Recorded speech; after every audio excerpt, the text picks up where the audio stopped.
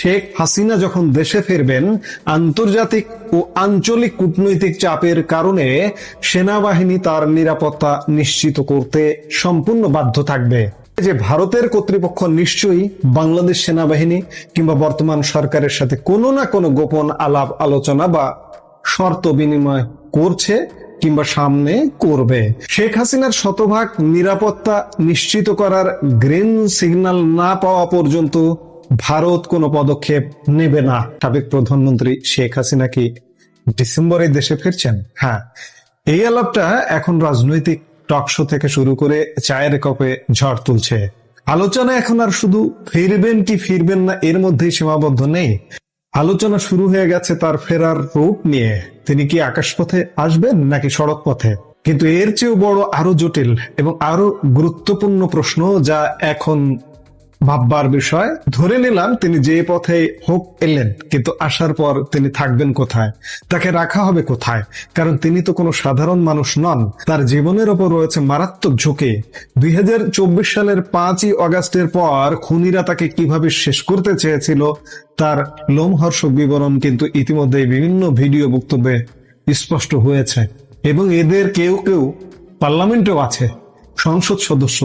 এই সংসদ সদস্যরা প্রকাশ্যে ভিডিও বক্তব্যে প্রমাণ রেখে দিয়েছেন যে কিভাবে খুন করতে চেয়েছিলেন, এবং এই ভিডিওগুলো কিন্তু সোশ্যাল মিডিয়ায় ছড়িয়ে ছিটিয়ে আছে। তাহলে কি ক্যান্টনমেন্টে রাখা ছাড়া আর কোনো উপায় আছে? ভারত কি বাংলাদেশ সেনাবাহিনী বা সরকারের সাথে কোনো গোপন চুক্তি বা সংলাপে বসেছে? এই সমস্ত প্রশ্নের উত্তর ইনসাইড স্টোরি এবং একটি গভীর রাজনৈতিক বিশ্লেষণ নিয়ে এই মুহূর্তে আমরা আপনাদের সামনে হাজির হয়েছে। না টেনে পুরো ভিডিওটি দেখুন, কারণ আজ অনেক অজানা সমীকরণ আমরা আলাপ করব। চলুন প্রথমেই কথা বলা যাক তার দেশে ফেরার সম্ভাব্য রূপ নিয়ে। রাজনৈতিক বিশ্লেষক এবং বিভিন্ন সূত্রের বরাত দিয়ে টক শো গুলোতে এখন মূলত বেশ আলাপ হচ্ছে। দুটি পথের কথা মূল আলাপে এসছে টক শোয়ে টকারদের মধ্য থেকে।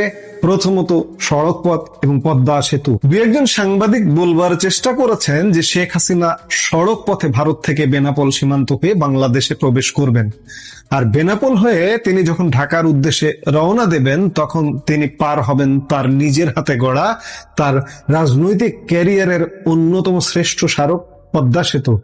কিন্তু কেন বেনাপোল? এখানে একটা চমৎকার কূটনৈতিক সূত্র মেলানো যেতে পারে।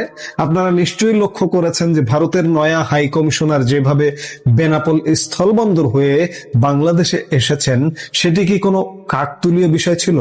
মনে করাই যেতে পারে যে শেখ হাসিনা যদি এই পথে আসেন তবে পরিস্থিতি কেমন হতে পারে, নিরাপত্তা ব্যবস্থা কেমন থাকবে তা পরখ করার জন্যই হয়তো এই রুট ব্যবহার করেছেন নয়া হাই কমিশনার দীনেশ ত্রিবেদী। অন্যদিকে আরেকটি অংশের দাবি, ভারত সরকার হয়তো শেখ হাসিনার ফেরার জন্য বিশেষ চার্টার বিমানের ব্যবস্থা করবে। তবে একটা বিষয় নিশ্চিত, অনেকেই যেমনটা ভাবছেন যে তিনি সাধারণ যাত্রীর বেশে বিমানের টিকিট কেটে লাইনে দাঁড়িয়ে আসবেন, বিষয়টি মোটেও তেমন নয়। কারণ আগেই বলা হয়েছে তিনি কোনো সাধারণ ব্যক্তি নন। তার রাজনৈতিক অবস্থান এবং তার বর্তমান নিরাপত্তা ঝুঁকির কথা বিবেচনা করলে তার সাধারণ যাত্রীর মতো আসার কোনো সুযোগ নেই। আবার একই সাথে আমরা আসার ওয়েটা আলাপের সাথে সাথে এই আলাপটাও করতে চায় যে বাংলাদেশের একটি শ্রেণী ভাবছেন কিংবা সরকারও ভেবে থাকতে পারেন যে শেখ হাসিনা আসবেন না। কেন আসবেন না? তার দেশ, তার দেশে তিনি আসবেনই। কারণ এর আগেও শেখ হাসিনা আসবেন কি আসবেন না এমন আলাপ হয়েছিল। আপনি যদি 2007 সালের 111 সরকারের সময়ের কথা বলেন তখন, কিংবা আরো আগে 81 সালের কথা বলেন তখন, যে শেখ হাসিনা সহসা আসবেন না, কিন্তু তিনি এসেছেন। এবারও তিনি আসবেন। আমি এই প্রসঙ্গে বিএনপি নেতার কথা বলতে চাই। বিএনপি নেতা বর্তমান প্রধানমন্ত্রী তারেক রহমান, গত অক্টোবরেও কি আপনি জানতেন যে তারেক রহমান দেশে ফিরবেন? নভেম্বরেও জানতেন যে তারেক রহমান দেশে ফিরবেন? আমরা কিন্তু জানতাম না যে তিনি দেশে ফিরবেন। অবশেষে তিনি ডিসেম্বরে দেশে ফিরে এসছেন। কিন্তু কাজে শেখ হাসিনা তো আরো রাজনৈতিক ভাবে অনেক অভিজ্ঞ রাজনৈতিক নেতা হিসেবে সারা বিশ্বে তার ভাবমূর্তি ভিন্ন উচ্চতায়। সেই জায়গায় শেখ হাসিনা ফিরবেন যে এটি আপনার বিশ্বাস করতেই হবে, মানতেই হবে। এবার আসি মূল প্রশ্নে, যে পথেই তিনি দেশে পা রাখুন না কেন, বড় প্রশ্ন হলো দেশে ফিরে তাকে রাখা হবে কোথায়? 2024 সালের 5 অগাস্টের সরকার পতনের পর পরিস্থিতি কতটা ভয়ানক ছিল তা আমরা সবাই জানি। খুনিরা তাকে যেভাবে খুন করতে চেয়েছিল, তার জীবনের উপর যে মারাত্মক হুমকি তৈরি হয়েছিল, তার বিস্তারিত বিবরণ খুনিদের নিজেদের মুখ থেকে বিভিন্ন ভিডিও বক্তব্যে উঠে এসেছে। এখানে আসে আন্তর্জাতিক আইন এবং কূটনৈতিক প্রটোকলের বিষয়। আন্তর্জাতিক নিয়ম অনুযায়ী কোনো সাধারণ বন্দী যদি হয়, সাধারণ বন্দির ক্ষেত্রে কি হয় আমি সেটা একটু বলি, তারপরে রাষ্ট্রনায়ক বাংলাদেশের প্রধানমন্ত্রী শেখ হাসিনার বিষয়ে বলি। যে কোনো বন্দী বা ব্যক্তির যদি সংশ্লিষ্ট দেশে ফিরে যাওয়ার পর প্রাণ সংহার বা খুন হওয়ার আশঙ্কা থাকে, তবে কোনো দেশই সেই বন্দীকে তার নিজ দেশে ফেরত পাঠায় না। আর শেখ হাসিনা তো কোনো সাধারণ বন্দী নন, তিনি বন্দী নন, তিনি উন্মুক্ত জীবনের অধিকারী ভারতে। তিনি ভারতের একজন অত্যন্ত সম্মানিত অতিথি, প্রধানমন্ত্রী হিসেবেই তিনি দিল্লি গিয়েছেন এবং সেখানে অবস্থান করছেন। তাহলে ভারত কি তার নিরাপত্তা নিশ্চিত না করে তাকে বাংলাদেশের হাতে তুলে দেবে? কারণ ভারত যেহেতু তাকে আশ্রয় দিয়েছে, তার জীবন বাঁচানোর দায়িত্ব কিন্তু এখন ভারতের কাঁধে গিয়ে পড়েছে।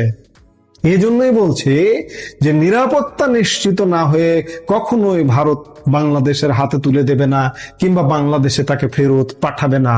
কাজে এটি মনে করা যেতেই পারে যে ভারতের কর্তৃপক্ষ নিশ্চয়ই বাংলাদেশ সেনাবাহিনী কিংবা বর্তমান সরকারের সাথে কোনো না কোনো গোপন আলাপ আলোচনা বা শর্ত বিনিময় করছে কিংবা সামনে করবে। শেখ হাসিনার শতভাগ নিরাপত্তা নিশ্চিত করার গ্রিন সিগন্যাল না পাওয়া পর্যন্ত ভারত কোনো পদক্ষেপ নেবে না।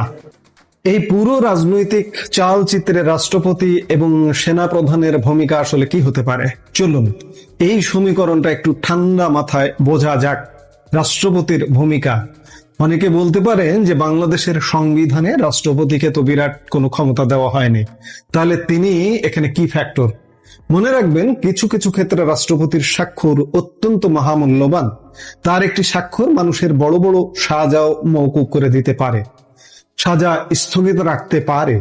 বর্তমান রাজনৈতিক বাস্তবতায় তিনি হয়তো বাধ্য হয়ে আওয়ামী লীগের নিয়োগপ্রাপ্ত রাষ্ট্রপতি হওয়া সত্ত্বেও আওয়ামী লীগের ঐতিহাসিক জয় বাংলা স্লোগানের পরিবর্তে বিভিন্ন অনুষ্ঠান সভা সমাবেশে বিএনপির জিন্দাবাদ বলছেন। কিন্তু রাজনৈতিক বিশ্লেষকরা ভালো করেই জানেন, রাজনীতিকরাও ভালো করেই জানেন তার রাজনৈতিক আদর্শ কি। তিনি মনে প্রাণে একজন খাঁটি আওয়ামী লীগার। পরিস্থিতি একটু অনুকূলে এলে তার মুখ থেকে আবারও জয় বাংলা স্লোগান বের হতে বেশি সময় লাগবে না। এবার আসা যাক সবচেয়ে গুরুত্বপূর্ণ স্তম্ভ সেনাপ্রধান প্রসঙ্গে। প্রশ্ন উঠছে, সেনাপ্রধান কি ভারতের দেওয়া কূটনৈতিক কন্ডিশন বা শর্তের বাইরে যেতে পারবেন? বিশ্লেষকদের মতে তিনি ব্যক্তিগতভাবে বা আদর্শগতভাবে জামাতপন্থী হলেও প্রাতিষ্ঠানিক ও কূটনৈতিক বাধ্যবাধকতার বাইরে যাওয়ার সুযোগ তার নেই। ঠিক যেভাবে 5 অগাস্ট তিনি পরিস্থিতির বাইরে যেতে পারেননি এবং বাধ্য হয়ে সেনা বিমানে করে শেখ হাসিনাকে নিরাপদে ভারতে রেখে আসার ব্যবস্থা করতে হয়েছিল, ঠিক একইভাবে শেখ হাসিনা যখন দেশে ফিরবেন, আন্তর্জাতিক ও আঞ্চলিক কূটনৈতিক চাপের কারণে সেনাবাহিনী তার নিরাপত্তা নিশ্চিত করতে সম্পূর্ণ বাধ্য থাকবে। তাহলে চূড়ান্ত সিদ্ধান্ত কি দাঁড়ালো? দেশে ফেরার পর যদি রাজনৈতিক বা আইনি কারণে শেখ হাসিনাকে একজন আসামি হিসেবেও বিবেচনা করা হয়, তবুও তার জীবনের নিরাপত্তার স্বার্থে সেনাবাহিনী তাকে প্রোটেকশন দিতে বাধ্য থাকবে।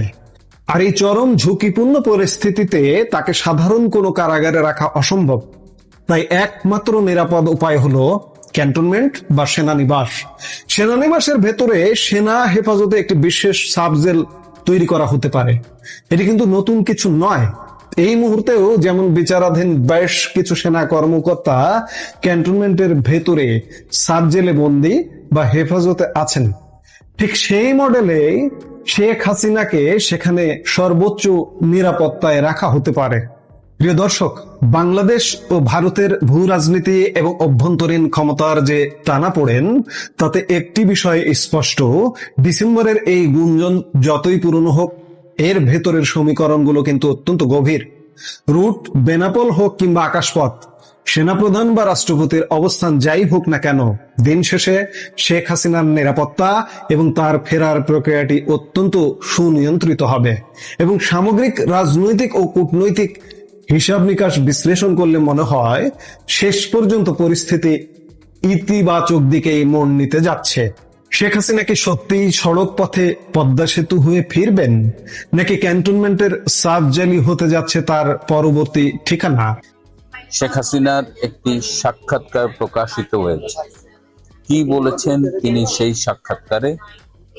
গতকাল নৌবাহিনী প্রধান অ্যাডমিরাল নাজমুল হাসানকে নিয়ে কথা বলেছিলাম। অবসরের পরে তিনি কি করবেন, তিনি কি দেশে থাকবেন? এবং গত বৃহস্পতিবার পুলিশের গোয়েন্দা বিভাগ থেকে যে রিপোর্টটি প্রধানমন্ত্রীর দপ্তরে জমা দেওয়া হয়েছে, সেখানে পুলিশের অসহায়ত্বের কথা ফুটে উঠেছে। জিজি প্রেস মিডিয়াটা হলো জাপানের সবচেয়ে শক্তিশালী প্রভাবশালী আন্তর্জাতিক মিডিয়া। সেখানে এত বছর পরেও যাকে ফ্যাসিস্ট বলে বাংলাদেশ থেকে সরিয়ে দেওয়া হলো, তারপরে বিশ্বখ্যাত নোবেল লরিয়েট ডক্টর ইউনূস ক্ষমতা এলো, এখনো বাংলাদেশে একজন প্রধানমন্ত্রী আছে, তাদের রেখে জাপান কেন শেখ হাসিনার সাক্ষাৎকার নিল? এটি কিন্তু যারা জিও পলিটিক্যাল সিচুয়েশন কিংবা ইন্টারন্যাশনাল পলিটিক্স এর গতি প্রকৃতি ফলো করেন, তারা নিশ্চয়ই বুঝতে পারবেন। এবং সেখানে শেখ হাসিনার বক্তব্যটা কিন্তু খুবই গুরুত্বপূর্ণ। তিনি বলেছেন জাপান বীরের জাতি, এবং এই যে জাপানি সহায়তায় যে প্রকল্পগুলো হয় বিভিন্ন দেশে, এমনও ঘটনা ঘটেছে যে ধরেন ওই প্রকল্পের কারোর সাথে একটু খারাপ ব্যবহার করলো, জাপান কিন্তু প্রজেক্ট বন্ধ করে চলে আসে। অথচ 7 জন নিহত হবার পরেও জাপান এই প্রজেক্ট বন্ধ করেনি, এবং তার দ্বারাই বোঝা যায় যে শেখ হাসিনার কূটনৈতিক পারদর্শিতা। এবং জাপান সেই সময় শেখ হাসিনা যে জঙ্গি উত্থান মোকাবেলা করেছিল, তার পাশে কিন্তু সবসময় ছিল, এবং 10 বছর পরেও তারা শেখ হাসিনার সাক্ষাৎকার নেওয়াটাকেই গুরুত্বপূর্ণ মনে করছে। এবং শেখ হাসিনা বলেছেন যে এই জঙ্গি উত্থান বিরোধী আন্দোলনে জাপান সব সময় তাদের পাশে ছিল, এবং এরকম একটা ভয়াবহ দিন 1 জুলাই, যেটি বাংলাদেশ কখনো ভুলবে না। সেই জায়গাটায় মানে এই জঙ্গি মোকাবেলা করে সব শেখ হাসিনা যেভাবে দেশ চালিয়েছেন এবং জাপান যেভাবে পাশে ছিল, সেটি কিন্তু এই সাক্ষাৎকারে উঠে এসেছে। শেখ হাসিনা আরো বলেছেন যে বর্তমানে বাংলাদেশের যে পরিস্থিতি, তিনি আশা করেন যে বর্তমানেও জাপান সরকার বাংলাদেশের মানুষের পাশে থাকবেন। এবছর জাপানে কিন্তু এই হলি আর্টিজান নিয়ে একটা খুব বড় আকারের স্মরণ সভা হয়েছে, এবং সেই স্মরণ সভায় শেখ হাসিনা একটি বার্তাও দিয়েছেন, যেটা ক্রমশ এভিডেন্ট হয়ে উঠছে যে বর্তমান বাংলাদেশের রাজনীতিতে আন্তর্জাতিকভাবেও শেখ হাসিনা ক্রমশ গুরুত্বপূর্ণ হয়ে উঠছেন, অনিবার্য একটি নাম হয়ে উঠছেন। গতকাল বলেছিলাম যে আমি আজকে এয়ারপোর্টে থাকবো, এই কারণে আমি হয়তো এপিসোড করতে পারবো না, কিন্তু কুয়ালালামপুর এয়ারপোর্টে আমি বেশ কিছুটা সময় পেলাম, তাই ভাবলাম একটা এপিসোড করেই ফেলি। এবার নৌবাহিনী প্রধান অ্যাডমিরাল নাজমুল হাসানের কথা বলছি, যে গতকাল বলেছিলাম তিনি অবসরে যাচ্ছেন, তার এক্সটেনশন হয়নি।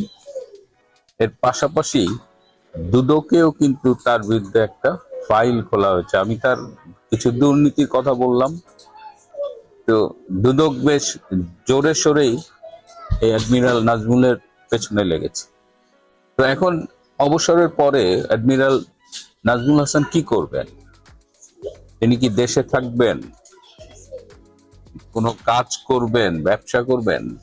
তার স্ত্রীর কাছাকাছি ঘনিষ্ঠ একটি সূত্রে আমরা জেনেছি যে তিনি ফ্রান্সে যাবার সব আয়োজন চূড়ান্ত করে রেখেছেন এবং সম্ভবত তিনি দেশ থেকে পালিয়ে ফ্রান্সে আশ্রয় গ্রহণ করবেন। এখন সরকার তাকে পালাতে দেবে কিনা সেটি নিয়েও কিন্তু প্রশ্ন উঠেছে। সবশেষে বলি যে প্রতি বৃহস্পতিবার গোয়েন্দা সংস্থাগুলো প্রধানমন্ত্রীর দপ্তরে একটা রিপোর্ট জমা দেয়। এই বৃহস্পতিবার পুলিশের গোয়েন্দা সংস্থার পক্ষ থেকে যে রিপোর্টটি জমা দেওয়া হয়েছে সেখানে পুলিশের অসহায়ত্বের কথা তীব্রভাবে ফুটে উঠেছে। এই যে গত 23শে জুন আওয়ামী লীগের প্রতিষ্ঠা বার্ষিকী ছিল, সেখানে সরকারের পক্ষ থেকে ব্যাপক ধরপাকড় করা হয়েছে এবং 37,640 জনকে গ্রেপ্তার করা হয়েছে। এ পর্যন্ত প্রায় 12.5 লাখ আওয়ামী লীগের নেতাকর্মীর বিরুদ্ধে মামলা হয়েছে ডক্টর ইউনূসের আমলে এবং বর্তমান সরকারের আমলে, এবং প্রায় 4,60,000 আওয়ামী লীগের এবং তার সমর্থক সংগঠনের নেতাকর্মীরা বিভিন্ন সময় গ্রেপ্তার হয়েছে। টোটাল গ্রেপ্তার হয়েছে, কেউ জামিন পেয়েছে, সেই নাম্বারটি 4,60,000-এর বেশি। এখন যখন বলছেন জননেত্রী শেখ হাসিনা দেশে ফিরবেন ডিসেম্বরের মধ্যে, তখন সারা দেশের নেতাকর্মীদের মধ্যে কিন্তু এক ধরনের জাগরণের ভাব দেখা যাচ্ছে এবং শেখ হাসিনা যখন আদালতে আত্মসমর্পণ করবেন তখন এই যাদের বিরুদ্ধে মামলা রয়েছে তাদের অধিকাংশই আদালতে আত্মসমর্পণ করবেন এবং অলরেডি নেতাকর্মীদের ইনস্ট্রাকশন পাঠানো হয়েছে যাদের যেখানে মামলা রয়েছে সেই আদালতে, জেলায় বা যেখানে আত্মসমর্পণ করা যায় সেখানে আত্মসমর্পণ করার কথা বলা হয়েছে। পুলিশের গোয়েন্দা রিপোর্টে যেটা বলা হয়েছে যে এত বিপুল সংখ্যক নেতাকর্মী যদি আত্মসমর্পণ করে এক সময়, তাহলে যে পরিস্থিতির উদ্ভব হবে সেটি সামলানোর সক্ষমতা বাংলাদেশ পুলিশের নেই। এমনকি এদের যে গ্রেপ্তার করে জেলে রাখবে এত কারাগার বাংলাদেশে নেই। অনেকেই বলেন যে সরকারের উচিত এখন থেকেই দ্রুত গতিতে অসংখ্য কারাগার নির্মাণ শুরু করা, কারণ আওয়ামী লীগের এই নেতা কর্মীরা যদি 5 লাখও আত্মসমর্পণ করে, বাংলাদেশে কারাগারের ধারণ ক্ষমতা তো মাত্র 44,000, এই 80,000-এর বেশি হয় না। তো পুলিশের পক্ষ থেকে এই অক্ষমতার কথা বলা হয়েছে। পুলিশ বাংলাদেশে আছে আসলে বাটে, সরকার তাদের পরিপূর্ণ আস্থায় নিচ্ছে না। তাদের যে কর্তৃত্ব, আইন শৃঙ্খলা রক্ষায় তার যে ভূমিকা সেটি তারা যথাযথভাবে পালন করতে পারছে না। এই সরকারি সমর্থক জামাত, এনসিপি এরা পুলিশকে কাজ করতে বাধা দিচ্ছে। অনেক ক্ষেত্রে দেখা যাচ্ছে যে দুর্বৃত্তরা পুলিশের উপর চড়াও হচ্ছে। সেই সময় গোয়েন্দা রিপোর্টে বলা হয়েছে যে সেনাবাহিনী এবং বিজিবি এই পরিস্থিতি সামাল দিতে পারবে কিনা সেইটি নিয়ে বিবেচনা করা উচিত। এদিকে শেখ হাসিনা ফিরবে বলে ঢাকা বিশ্ববিদ্যালয়ের ছাত্র শিবিরকে অ্যালার্ট করা হয়েছে এবং জামাত, এনসিপি, শিবির সারা দেশে তাদের নেতাকর্মীদের নানান রকমের সামরিক প্রশিক্ষণ দিচ্ছে। অর্থাৎ শেখ হাসিনার প্রত্যাবর্তনকে কেন্দ্র করে বাংলাদেশের রাজনীতি কিন্তু